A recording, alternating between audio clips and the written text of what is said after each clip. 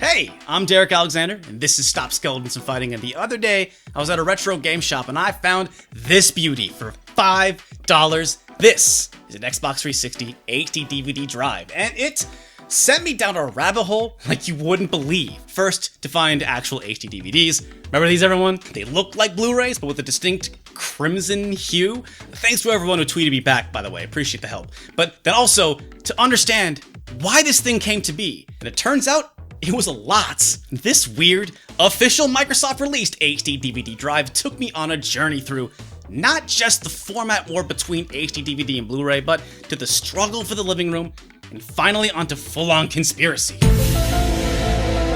Welcome to Past Mortem, where we break down and explore the stories of video games. And in this episode, we're going to look at how Sony's championing of Blu-ray on the PlayStation 3 almost cost them everything, how the future of home video was fought on video game consoles, and how Microsoft, along with HD DVD architect Toshiba, turned what should have just been a minor disagreement about HD standards into an all-out war.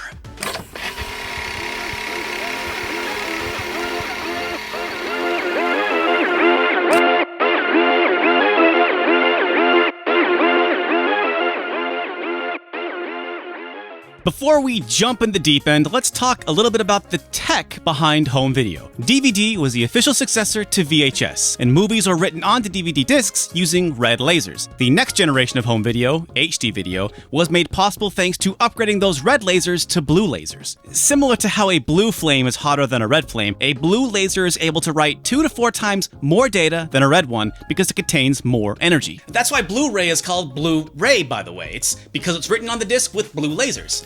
And that's actually how HD DVD works too. They're both HD DVDs that run on Blu-ray laser technology. I don't know. Anyway, blue laser technology gave HD DVD and Blu-ray the ability to store high-resolution video on discs, and this is how the home video market moved from standard def to high def. Many companies were behind both formats and helped develop the technology, but just for the sake of simplicity, we are going to refer to them as Sony's Blu-ray and Toshiba's HD DVD, since they were the primary forces behind each format. And while they were competitors, it turns out that HD DVD and Blu-ray weren't really all that different, and in terms of image quality, were pretty comparable. But that's not to say there weren't still differences, though. Blu-ray could store more data than HD DVD because of its Sony-developed physical disc structure and had tighter anti-copying measures. Toshiba's HD DVD, on the other hand, was cheaper and had better interactivity, which, by the way, the interactivity was developed by Microsoft. Just keep that in your back pocket for now. But all these technical differences between the two formats, you know what was the most important? Which companies supported them. Okay, and with all that out of the way, Sony had been helping develop Blu-ray technology since the proper launch of DVD in the late 90s. Soon, Toshiba, who basically headed the DVD format, caught wind of this and started developing its own HD format. And the thing I want to stress is that even though this format struggle between HD DVD and Blu-ray was fought on the video game console front, you'll see that in a second, it was mostly all about the home video market. You see, the global video industry was basically controlled by 6 major Hollywood studios: Warner Brothers, Paramount, Universal, Disney, Fox, and Sony Pictures. By the way, it's only 5 studios now, and that should scare you. But that's the future. Back in 2005, where our story really begins, the popular thinking was that if you could sway all the major studios to your side, then your format would win. Sony had a major advantage over Toshiba because it already owned Sony Pictures, obviously. And pretty quickly, Disney also threw in its lot with Blu-ray. So Sony already had 2 of the 6 major studios on their side. Things were looking really good for them. But then they really drew a line in the sand by announcing in spring 2005 that the hotly anticipated PlayStation 3 would have a Blu-ray drive. FYI, this was Sony trying to end the HD DVD battle before it even started. Remember, the PlayStation 2 was at the time on its way to becoming the best-selling console ever. It was not only a wild success, its ability to play DVD movies was a huge boon for the system in the early days. PlayStation had unmatched brand loyalty, and Sony was suddenly poised to do the same for Blu-ray. It also showed that Sony was 100% completely committed to Blu-ray. Synergy for the win! They were basically betting the farm on Blu-ray. And this is when Microsoft, Sony's main competitor in the video game world, or at least the one they were most focused on, took notice. Until this point, Microsoft had largely stayed out of the HD format war, but they couldn't let this shot from Sony go unanswered. But Sony was an entertainment/hardware manufacturer, a consumer electronics company, and Microsoft was, well, mostly a software company, and they had a different focus. Microsoft saw the future of media as online streaming, and they were busy at the time building the Xbox 360 to be an all-in-one living room entertainment device. That's why they call it 360, get it? It's like a circle. It's all around you.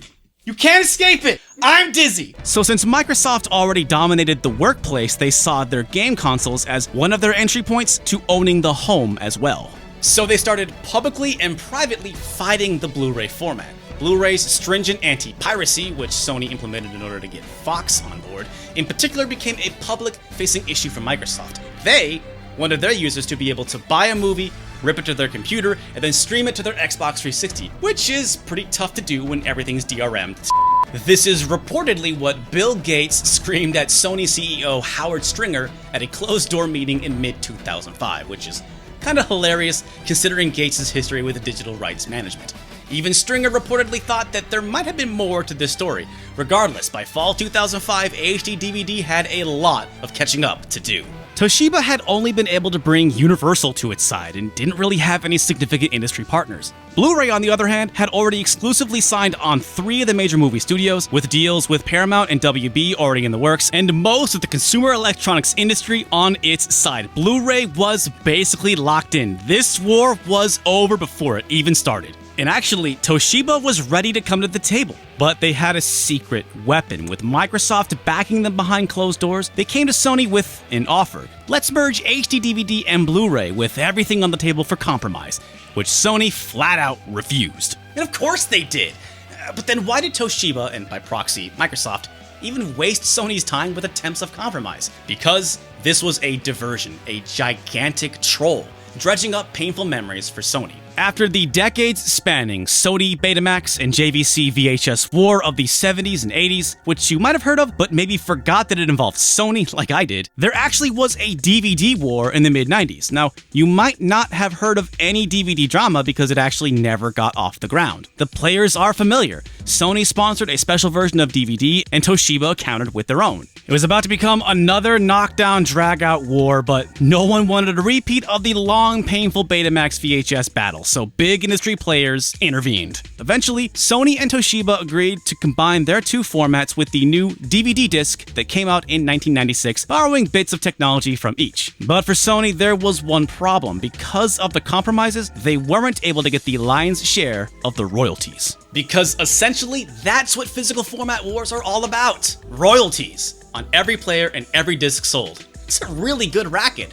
and DVD was monstrously successful, quickly replacing VHS, meaning that Sony had lost out on 2 good revenue opportunities so far. Fool me once, fool me twice, you know the saying. So, Sony was not about ready to start playing nice. Microsoft was, of course, aware of all of this. They wanted Sony to continue focusing on Blu-ray and were betting they'd reject a compromise. And I mean, Sony already had most of the tech and home video industry on their side. They really had no incentive to negotiate. So Microsoft got busy. They reportedly called around and scuttled Blu-ray's talks with the 2 studios they hadn't nailed down yet, Paramount and Warner Brothers, turning them purple, meaning they'd support both formats. And then Microsoft publicly came out in mid-2005 supporting HD DVD over Blu-ray. They were committed to HD DVD, making them the only major company outside of Toshiba that supported the format. The war was officially on. And that war was being fought on multiple fronts. Microsoft launched the Xbox 360 a couple months later in November 2005. Overall, it was a pretty successful launch, and you'd hope it would be since neither Nintendo or Sony were shipping their next-gen consoles yet. But after the poor sales and profit margins of the original Xbox, Microsoft had mandated that the Xbox 360 be as cheap to make as possible. It was also rushed to the market in order to beat out the PlayStation 3, resulting in manufacturing problems, causing things like the dreaded Red Ring of Death, did not have an HDMI port, it launched with composite cables, and lacked a next-gen HD player. That's right, baby! Xbox 360 ran on DVDs, but not HD DVDs? Wait, I mean, just because Microsoft didn't put HD DVD in 360, that didn't mean they weren't actually throwing their full weight behind it, right? Right? Right. So, in January 2006, Peter Moore announced that Xbox will be releasing an HD DVD drive later that year. Oh, you see, you just didn't have time to put one in before launch, that's all. It's fine, don't worry, it's good, okay. Because facts were that next-generation players, and even the PS3, were dealing with horrible delays. Toshiba and Microsoft were banking on HD DVD beating Blu-ray to market the same way Xbox 360 beat PS3. And they did! The first HD DVD player came out in April 2006 for $499. But they just didn't have as much lead time as they wanted because the first Blu-ray player came out only 2 months later for a whopping $1,000. Woo! I told you one of these formats was cheaper than the other. Also, because of the ramp-up to all these players, there were massive blue laser diode shortages. And a diode is not important, okay? You know what? There were shortages, that's the important thing. The diode, they didn't have a lot of them, and all that mattered is that now it had to delay its planned spring launch to November 2006, which gave enough time for Microsoft to clap back with the release of their Xbox 360 HD DVD drive. And by the way, I think this is really relevant, a vast majority of people did not even have HD TVs yet, and couldn't really watch HD video. Gamers especially had this problem, as you could see from the controversy storm around Dead Rising's choice to make the game difficult to play in standard definition. Literally, Capcom only tested the game on HD TVs, and essential dialogue was difficult or impossible to read if you played the game on a 4x3 tube TV. Just remember that context as we dive into the Xbox 360 HD DVD drive. Here it is. This beauty sold for $199 at launch. Again, we got ours for $5. So, this drive hooks up to the Xbox 360 via a USB. Because 360s did not have HDMI out at the time, people would need HD TVs with component hookups, or VGA hookups, if they bought an adapter, to fully appreciate the next generation of video. Even if one managed to have this, it was really rare and expensive to have an HD TV that supported something other than HDMI, even at the time. Some of the most popular HD TVs, like the Sony A2000 series, had compatibility issues with the drive. What is your problem? Don't give me that look. Beyond that, like we said earlier, most gamers, and I say gamers because you need a 360 to hook this up, didn't even have HD TVs yet. You know, we've so far been focusing on the how and the why all this was made without talking about the bigger issue here. The market was way not ready for this HD move. So basically, this HD DVD drive was for no one. Sorry, bud. That's why you were $5. Despite this, the Xbox 360 HD DVD player was priced so that if you bought the cheapest model of Xbox 360 and the drive, it would cost the same as the cheapest PS3. So as long as you had an Xbox 360 and you were all about that dongle lifestyle, it was a decent deal. But the drive wasn't the only thing Microsoft did to up their competitive edge on the PS3. Beyond already having a few gaming-focused features like achievements, they also revised their hardware so that each 360 was sold at a profit, and more importantly, they launched their digital video download and rental store on Xbox Live. Microsoft was making some serious moves. They had not only taken one more step towards their final goal of being a one-stop entertainment shop, home video streaming had officially arrived to game consoles. The PlayStation 3's launch, on the other hand, was pretty rough. The decision to bet the farm and include a Blu-ray player jacked up the price by an estimated $125, making the PS3 cost $499 or $599 for the more souped-up version. This price point was a disaster for Sony, and for most gamers, the much cheaper Xbox was the easy choice. How in the world could Sony justify such an incredible price? Well, remember that this was the generation where it wasn't just about gaming anymore, and while $499 was very expensive for a game console, it was not for a Blu-ray player. To understand Sony, you need to know that the PS3 was the first Blu-ray player released under $1,000 and worked better than most others on the market at the time. Though it was probably the loudest, am I right? How loud the PS3 fan is, like, check it out. Am I right? They were actually gouging themselves with that price, since they were losing $200 to $300 per console sold. To make matters worse, the PS3 as a gaming system just didn't have the software it needed at launch. Its exclusive launch game highlights being Resistance, Ridge Racer, and Genji Days of the Blade, which wasn't great. Okay, they're fine games, but remember, they had to compete with Gears of War on Xbox. So, PS3s sat on the shelf, and Sony closed out 2006 with only 1 million units sold in North America, way under its goal of 2.4 million units. But let's bring it back to Blu-ray versus HD DVD. It's 2007 now, and one of the major problems with this HD war was that it was making consumers gun-shy. Most people just weren't jumping on the HD bandwagon yet because they didn't want to be stuck with the losing format. Microsoft, for example, understood that. In fact, Microsoft didn't release a 360 with an HDMI port until the Elite model in April 2007, almost a year and a half after launch. Yes, they released an HD player before HDMI for the system. Even still, there wasn't a huge incentive for most people to buy in on HD, yet. That's why even though Sony's 1 million PS3s was way under projections, it was still significant in the battle for the HD home video market. Sony was using the PS3 as a Blu-ray Trojan horse, sold as a new game console, but used as an HD video player too. If only they had the games to really move boxes off shelves. Ridge Racer! Remember that one? Still, Sony's plan was working. Thanks to the PS3, Blu-ray was outselling HD DVD at a rate of 2 to 1, and this was despite some aggressive price reduction rebates from Toshiba. Soon, two of the biggest dealers in movies, Blockbuster and Target, dropped HD DVD from their stores. By mid-2007, PlayStation was lagging behind Xbox, but Blu-ray's lead on HD DVD was pretty much cemented. The war was considered mostly over. Again. But then, in a surprise move in August 2007, Paramount and its partner DreamWorks Animation Studios made a deal for exclusivity on HD DVD in exchange for a reported $150 million and some free advertising. That's right, they're going red, baby! Just in time for HD DVD to cinch two of the most popular movies of the year, Shrek the Third and Transformers. But why this sudden move? And we're not exactly sure. Accounts differ. Paramount said they might have gotten some payment, and Microsoft said there might be payment, though they didn't write any checks, which, like, I don't know, this whole thing's really weird, and we don't know what to tell you. But perhaps, and this is a super big perhaps, someone who was very interested in prolonging the HD DVD Blu-ray war at the cost of companies like Sony, and was big enough that it wouldn't miss $150 million, handed over some dosh just to keep the fight going. Personally, my money's on Microsoft, even though they deny it. I mean, look at this. Sony was losing the video game war, but they were killing it in the home video war by a huge margin. And then Paramount suddenly wants to keep this war going, even though top execs already said that this whole war doesn't matter. Fall 2007 was a really late time to suddenly have an interest in this format war. We definitely can't prove anything, but it just doesn't add up. At the very least, Microsoft was involved in the HD DVD promotion group that was in charge of commercials, and signed another generous deal with Paramount's parent company, Viacom, later that year.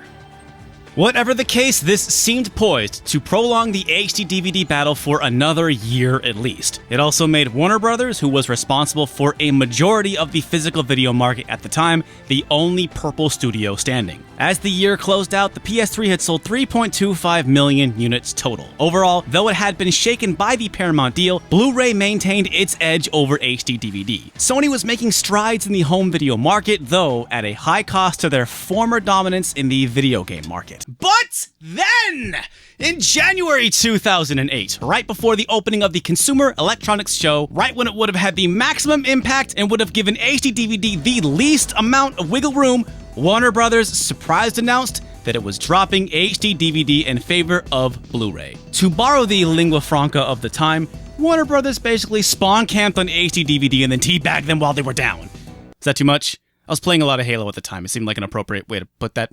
Anyway, I just can't oversell to you what a big deal this was. And this time, this decision wasn't the result of some calculated backdoor deal. You see, Warner Brothers had been selling total HD discs that could work on both players, but after the Paramount deal, they decided to sell both formats side by side and let the market decide. One of these first movies was Harry Potter and the Order of the Phoenix. And guess what?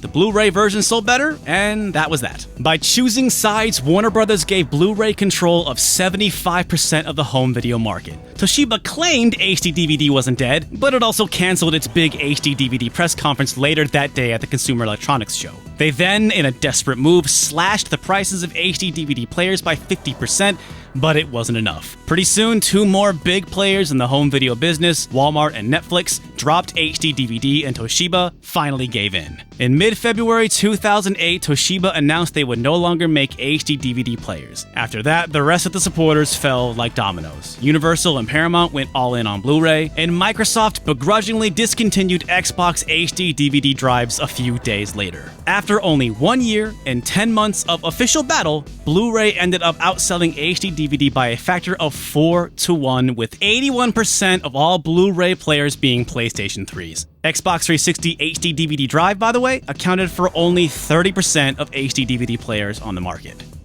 HD DVD was officially dead. Blu-ray, and by extension Sony, was the winner. Or were they? You know, one thing I've learned about Microsoft is that it's always about the long con. And to explain what I mean, we're going to turn to one of the most esteemed intellectual leaders of our time. Michael Bay? Is that right? Yep. Michael Bay. What you don't understand is corporate politics. Microsoft wants both formats to fail so they can be heroes and make the world move to digital downloads. That's the dirty secret no one's talking about. That's why Microsoft is handing out $100 million checks to studios just to embrace the HD DVD and not the leading and superior Blu-ray. They want confusion in the market until they perfect digital downloads. Time will tell, and you will see the truth. I'm Michael Bay, professional bag, signing out from the Shoot for the Edit forums after Transformers went HD DVD. Okay, stick with me here. Just because the peeing robots guy thinks it's all a conspiracy theory doesn't mean it isn't. It's hard for me to explain all of Microsoft's actions otherwise, the multiple times they rescued HD DVD from oblivion, without actually doing the thing that would have saved it, putting an HD DVD drive inside the 360. Because we know the PS3 won this format war for Sony. Can you imagine how different all this would have been if 360 had HD DVD built in? So for once, I agree with the Hollywood director that just won't let feathered hair die. This sentence was directed by Michael Bay. Microsoft at least partially used HD DVD to distract Sony and push everyone onto its upcoming video streaming services, of which Xbox 360 would be the center of. You see, a few months after the death of HD DVD, Microsoft unveiled its newer, more casual-friendly NXE redesign and announced that Xbox 360 would be the first and only console system with Netflix, an exclusivity they held for about a year. And this would be in addition to its other video rental and download store launched a year and a half earlier in 2006. Sony, on the other hand, had only just launched its video download store and trophies, and was seriously lagging behind Xbox on streaming. Since Sony's online services were free, they weren't able to compete with the quality of Xbox Live, which was largely funded through its $50 a year gold membership. Self-plug, we actually went over a lot of this in our Netflix video if you want to know more.